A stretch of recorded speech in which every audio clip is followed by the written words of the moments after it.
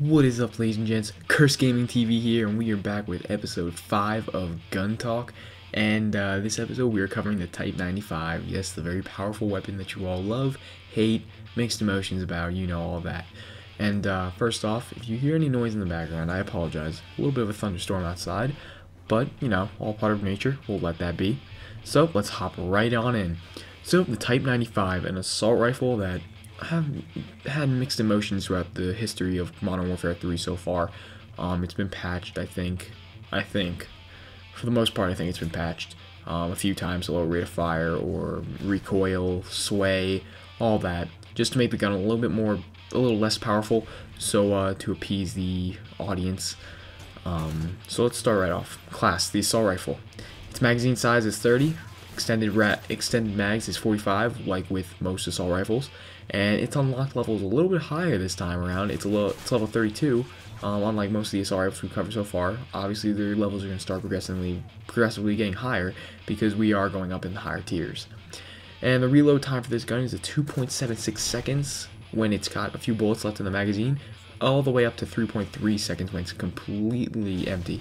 And that's why, as you can see in this gameplay, I am using sleight of hand. And its rate of fire is actually 1000 RPM per burst, which is a pretty high rate of fire. And along with the power it produces at long range, of course, it makes for a very powerful weapon. Its range is about 1200 units, and when I'm saying range, I'm talking about the recoil center. It's sort of hard to explain. We'll just call it range, though, for simpler terms. About 1200 units until power starts to drop off. Its max power is around 55. I don't have it labeled here, but its max power is 55. When it starts to drop off, it'll go as low as 20, which is why sometimes you'll see hit markers, or, well, you'll always see hit markers, but that's beside the point. Its recoil is rather low, which makes it a very preferable assault rifle. Due to its power and its low recoil, it's a perfect combination. And its fire mode is burst, like the M16, and it is one of the only burst assault rifles, actually. I think actually one of the only burst weapons. Its attachments are typical for the assault rifle, except it has the rapid fire like the burst weapon does.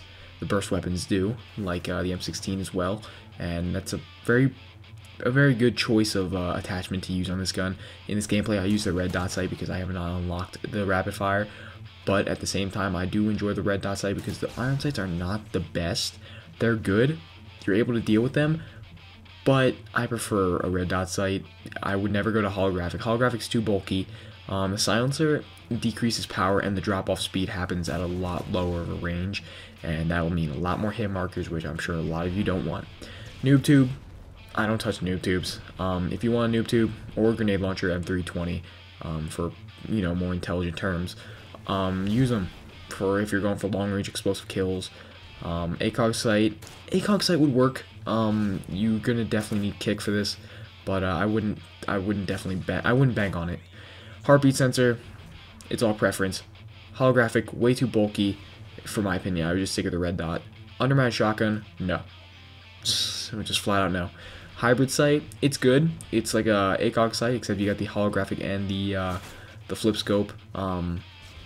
Again, it's bulky, but if you're going for the long, short range sort of gameplay, you're gonna want to stick to that. But considering this gun is a very long-range weapon, you're not going to be using the short-range version much, so the hybrid sight becomes obsolete.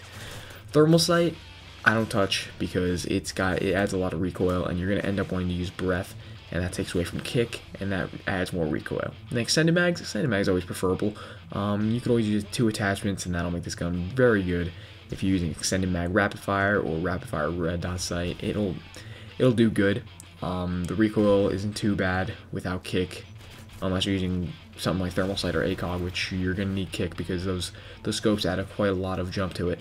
So the kill streaks you'll see me using are sleight of hand, quick draw, and marksman. Yes, very basic kill streak, not kill streaks, perks. My bad, guys. Very basic, but at the same time, incredibly useful. Sleight of hand because it does have the highest reload time. I do believe the assault rifles, and quick draw.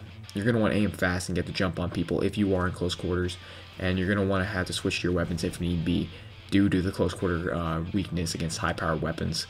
And marksman, well, this is a very long-range, it's a preferable long-range weapon, so you're going to want to use marksman to tag your enemies at a longer range and give you the heads up.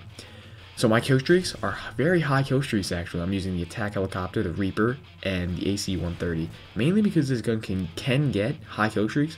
You don't see me get any kill streaks in this game, but you can easily get kill streaks. It is really easy with this gun, and that's that. The proficiencies for this gun, same as any assault rifle. They really don't vary with the assault rifles, which you won't see any of these proficiencies changing until we get into submachine guns or light machine guns, or any of the sword actually. And as you can see to the right, I didn't point that out before, but that's the HUD icon. So now let's move on to some real life statistics. The actual name for this gun is the QBZ-95, which stands for, and I'm going to butcher this name, but the Qing Bingguang Xingdong. And it's actually got so many variations to this weapon. It's a Chinese weapon. Its place of origin is the People's Republic of China, which I do believe is just China. And the wars it's been is the Sri Lankan Civil War, the Cambodian-Thai border standoff as well. And its manufacturer is China North Industries Corporation and China South. It started production in 1995, and it's still being produced as of right now.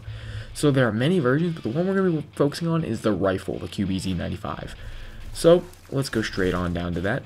It's the standard rifle used domestically. Its chamber is a 5.8 by 42 millimeter, my apologies, DBP 87 round.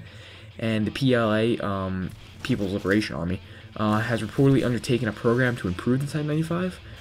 Lead designer, Duo Yingzhen, I think that's pronounced actually.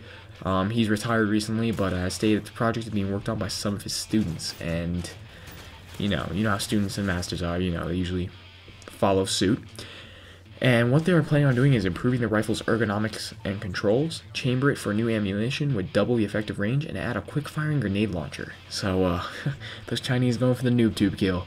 There's not much on this gun, actually. There are 97 variants being involved in foreign conflicts of this weapon that are in combat.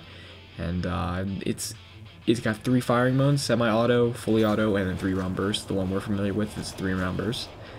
And really, that's about it for this gun.